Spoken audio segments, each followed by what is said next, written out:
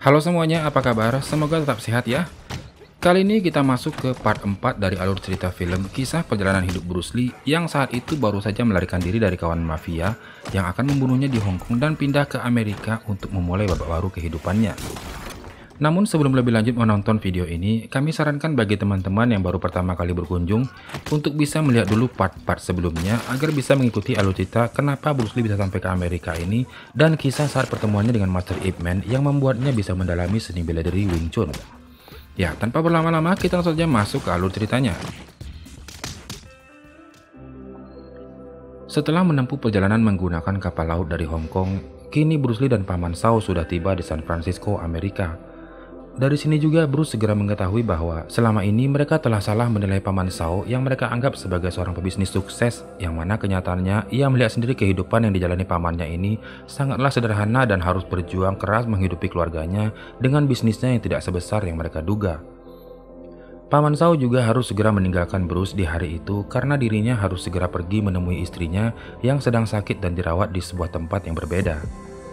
Bruce ditinggal sendirian di rumah ini dan bingung harus berbuat apa. Paman Sao hanya berpesan padanya bahwa sejak saat ini Bruce harus belajar bertanggung jawab atas dirinya sendiri. Hal ini menyadarkan Bruce yang selama ini dianggap anak manja oleh keluarganya. Dan keesokan harinya, Bruce mulai membiasakan diri sendirian di negara asing tersebut dan sesekali melihat jika saja ada peluang baginya untuk bisa mendapatkan pekerjaan. Ia merasa harus segera dapat pekerjaan karena uang $100 Hong Kong pemberian ayahnya sangat tidak mungkin bisa dia andalkan. Ia juga paham kepergiannya ke Amerika ini sifatnya dadakan sehingga orang tuanya tidak sempat untuk menyimpan uang yang cukup baginya. Tidak lama setelah itu, Bruce melihat sebuah papan pengumuman di sekitar tempat tinggal mereka di daerah pecinan tersebut yang memberitahukan bahwa kantor ini adalah sebuah kantor penyalur tenaga kerja. Ia pun langsung datang ke sana dan menemui staf kantor agar bisa dicarikan pekerjaan. Ia tidak menolak di saat staf ini memberitahukan padanya bahwa saat ini mereka sedang membutuhkan tambahan orang sebagai petugas kebersihan.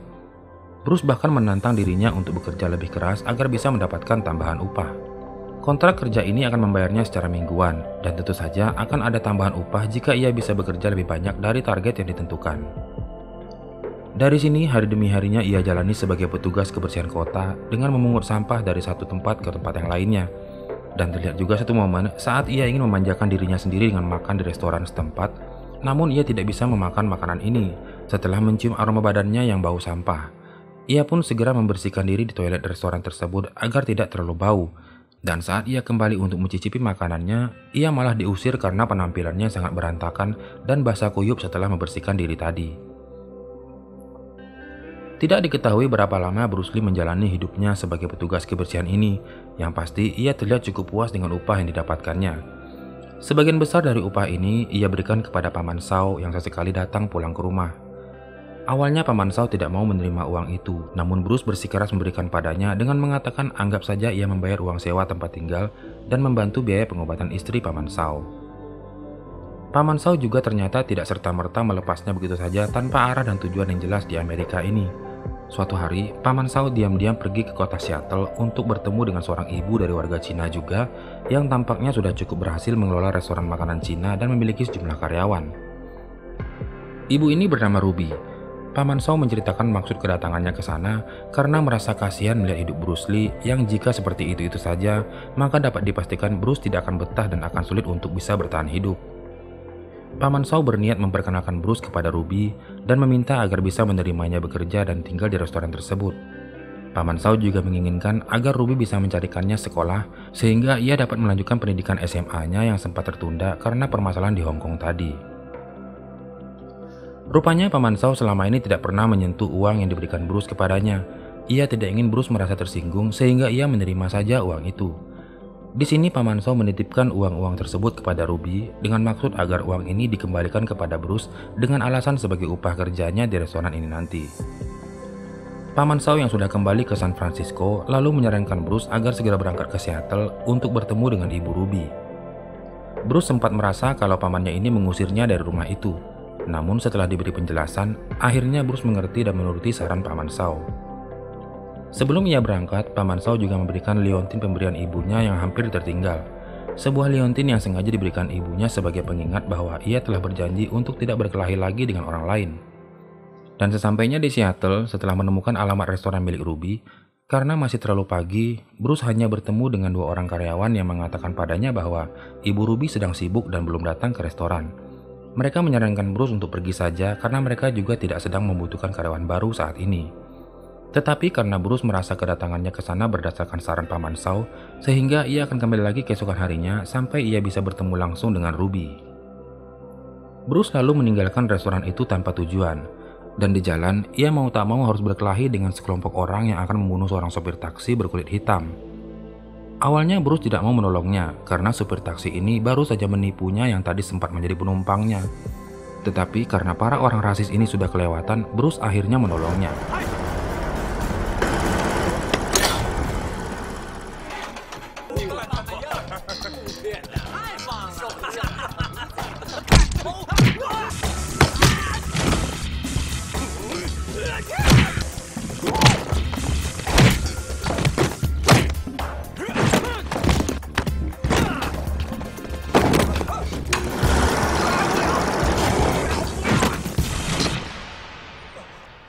Supir taksi ini bernama Jesse, yang kemudian sangat menyesali perbuatannya karena sudah menipu Bruce.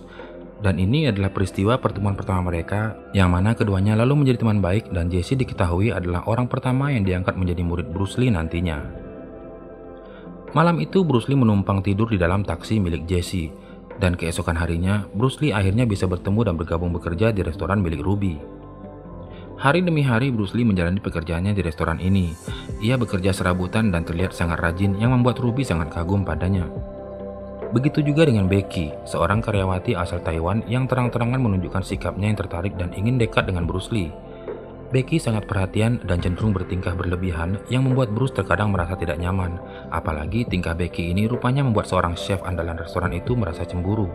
Akibat rasa cemburunya ini rupanya membuat masalah pada restoran tersebut. Suatu harinya, banyak pelanggan yang mengeluh dengan makanan yang dihidangkan, dan ia menyalahkan ini semua akibat perbuatan Bruce dan Becky yang tidak bisa menjaga perasaannya saat ia ditegur oleh Ruby. Tidak mau berlama-lama berdebat tentang hal itu, Bruce Lee lalu memutuskan untuk berhenti bekerja di sana. Dan pada hari itu juga, saat ia menghadap Ruby di hari terakhirnya ini, Ruby memberikan sejumlah dokumen padanya yang sudah ia urus selama ini. Rupanya Ruby sudah mendaftarkan Bruce untuk masuk ke sekolah yang bernama Edison Technic School, yang mana sekolah ini sengaja ia pilih karena dirasa cocok bagi imigran seperti Bruce Lee yang baru saja tiba di Amerika. Bruce Lee menerima dengan baik dokumen pendaftaran sekolahnya itu dan lalu pamit pergi. Setelah tidak bekerja lagi di restoran tersebut, Bruce Lee dibantu oleh Jesse untuk mendapatkan tempat tinggal dan pekerjaan yang baru. Ia tinggal di sebuah kamar kos dan sambil sekolah. Ia menghabiskan waktunya bekerja sebagai buruh kasar pada sebuah tempat penampungan batu bara. Namun lagi-lagi Bruce Lee mendapat masalah di tempat kerjanya ini. Ia tidak disukai oleh sejumlah pekerja karena terlihat sangat rajin dan bekerja keras, sementara mereka hanya bekerja seadanya saja. Alhasil, saat di mana mereka menerima upah kerjanya, hanya Bruce Lee yang mendapat upah besar sementara mereka justru mendapatkan upah yang sangat kecil. Pengusaha batubara ini menjadikan Bruce sebagai contoh kepada mereka yang sempat protes karena hanya diberi upah yang lebih sedikit. Mereka menyalahkan Bruce sebagai biang kerok dari semua ini dan di hari itu mereka lalu sepakat untuk menyingkirkannya.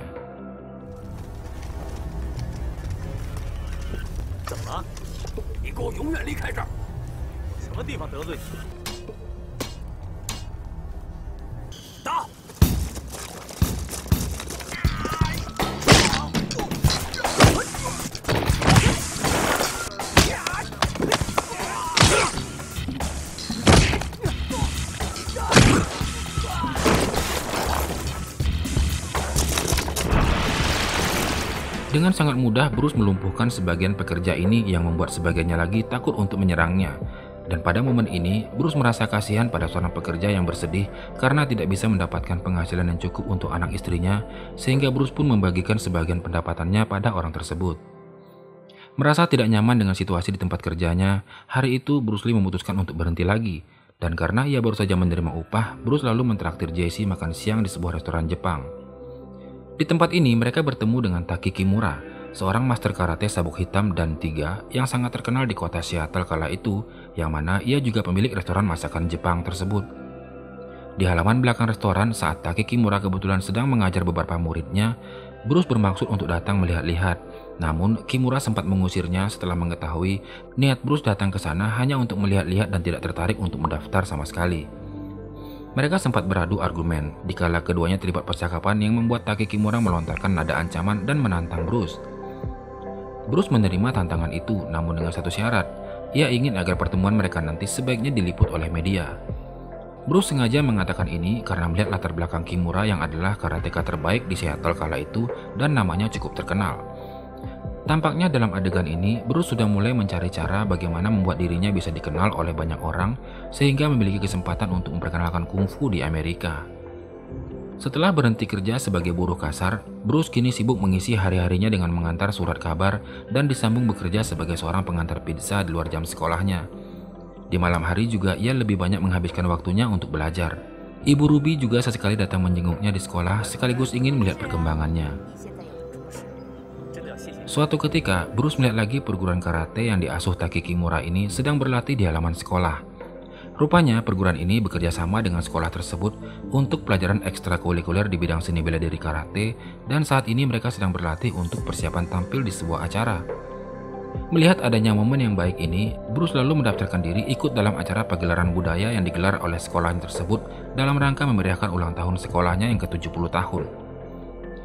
Teman-teman sekelasnya sempat ragu pada apa yang akan ia tunjukkan di acara tersebut, sehingga di sini Bruce lalu sedikit mendemonstrasikan kungfunya kepada mereka.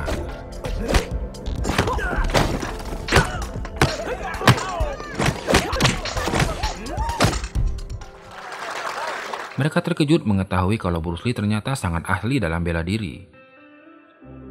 Berita tentang pendaftaran diri Bruce Lee ini juga menjadi pembicaraan khusus antara Taki Kimura dan asistennya bernama Amada ini, karena baru tahun ini mereka kehadiran sebuah pertunjukan pagelaran seni bela diri selain karate.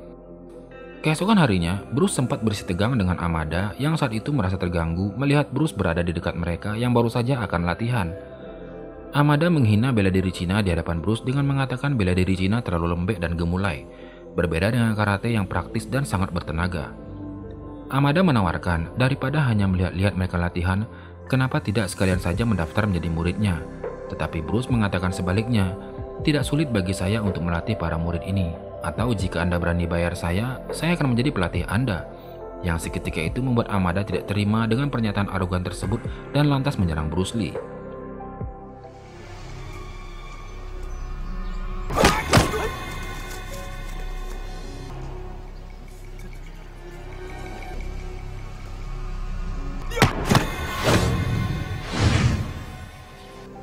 Bruce sengaja tidak memukul Amada, namun Amada menyadari bahwa dirinya sudah dalam posisi kalah, sekaligus terkejut dengan kecepatan yang dimiliki Bruce Lee.